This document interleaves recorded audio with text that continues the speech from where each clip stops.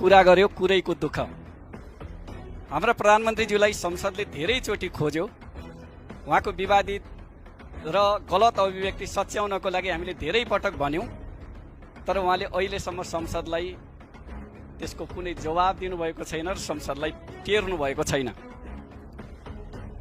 हामीले प्रधानमन्त्रीज्यूलाई पनि सम्माननीय सभामुखज्यूलाई पनि अनुरोध गरेका छौँ, प्रधानमन्त्रीज्यूलाई तपाईँले जुन ठाउँबाट गलत अभिव्यक्ति दिनुभयो त्यही स्थानबाट तपाईँले गलत अभिव्यक्ति सच्याउनुहोस् भनेका छौँ र सम्माननीय सभामुखज्यूलाई अनुरोध गरेका छौँ, सम्माननीय प्रधानमन्त्रीज्यूले गरेको गलत अभिव्यक्ति संसदको रेकर्डबाट हटाइयोस्।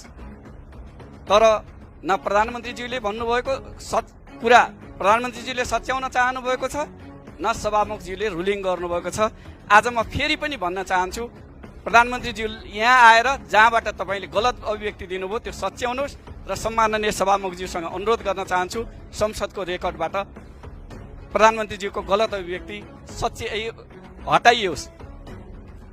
सम्माननीय सभामुख महोदय, प्रधानमन्त्रीज्यूलाई हाम्रो संसदको नियमावलीको नियम 56 कहिले लागू हुन्छ? नियम 56 लागू गर्न प्रत्येक महिनाको पहिलो हप्ता कहिले आउँछ?